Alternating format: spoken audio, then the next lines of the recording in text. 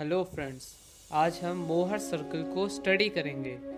Mohr circle strength of materials में एक बहुत ही कंफ्यूजिंग टॉपिक माना जाता है। तो सबसे पहले स्टार्ट करने से पहले हमें ये जानना चाहिए कि मोहर सर्कल आया कहाँ से। मोहर सर्कल का कॉन्सेप्ट लाने वाले क्रिश्चियन ऑटो मोहर थे, जो कि एक जर्मन सिविल इंजीनियर थे। ये जर्मनी के रहने वाले थे। इनके इस कंट्रीब्यूशन की वजह से कोई भी फॉर्मूले ना यूज करते हुए हम लोग सिर्फ ज्योमेट्री से स्टेट ऑफ स्ट्रेसेस को निकाल सकते हैं। अब सबसे पहले टाइप्स ऑफ स्ट्रेसेस कौन कौन से होते हैं। Tensile, compressive, shear. Tensile denote किया जाता है सिग्मा एक्स सिग्मा वाई से, compressive minus sigma x minus से, शियर टाउ एक्स वाई या माइनस टाउ एक्स वाई से। प्लस और माइनस में डिफरेंस करने वाली चीज़ ये है कि वो क्लॉकवाइज होगा या काउंटर क्लॉकवाइज। क्लॉकवाइज पॉजिटिव होगा, काउंटर क्लॉकवाइज नेगेटिव होगा।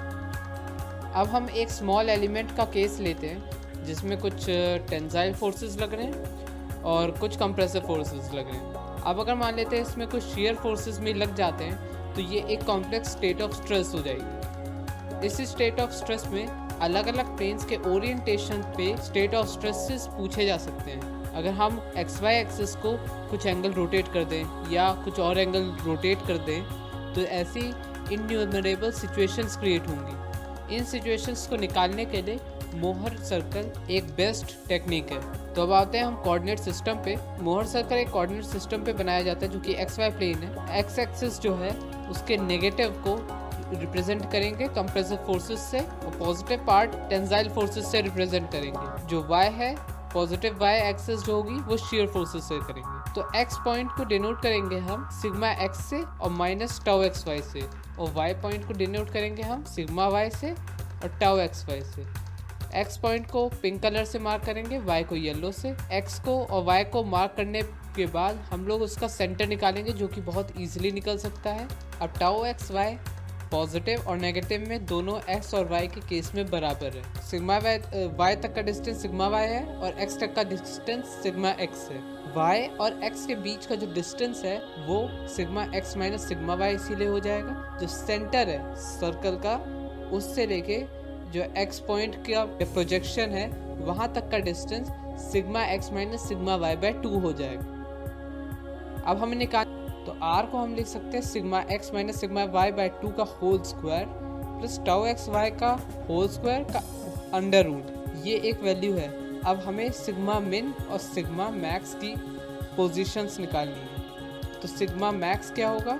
सिग्मा मैक्स होगा जो हमारा सेंटर है या एवरेज प्लस आर, और जो सिग्मा मिन होगा वो एवरेज माइनस आर। तो आर की वैल्यू तो हमने निकाल ली और एवरेज की वैल्यू होगी sigma x plus sigma y by 2।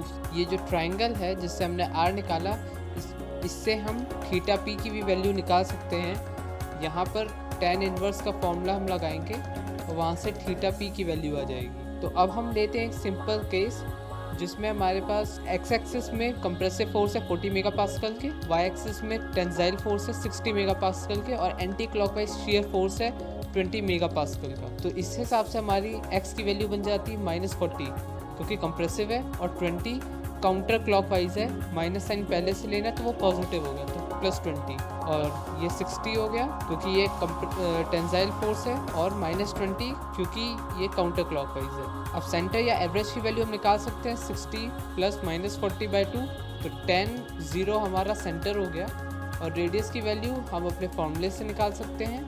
हमारी अप्रॉक्सीमेट वैल्यू r की आ गई 55 यूनिट्स। यहाँ पर यूनिट्स जो हैं हमने एक यूनिट को 10 के स्केल पे ले रखा है क्योंकि हमने रेडियस पहले ही निकाल लिया, इसीलिए सिग्मा एवरेज जो है वो उसकी वैल्यू 10 है और जो सिग्मा मैक्स है वो क्या होगा 10 प्लस r, तो 10 प्लस 55 और जो सिग्मा मिन है वो 10 माइनस 55। ऐसे ही हमें अगर x एक्सिस से मैक्सिमम नॉर्मल फोर्स की वैल्यू निकालनी है तो हम 2 थीटा पी लेंगे x के डायरेक्शन में और थीटा पी की वैल्यू है half tan inverse 2 tau x y upon sigma x minus sigma y. तो ये था एक ब्रीफ ओवरव्यू मोहर सर्कल का। होप ये आपको समझ में आया हो।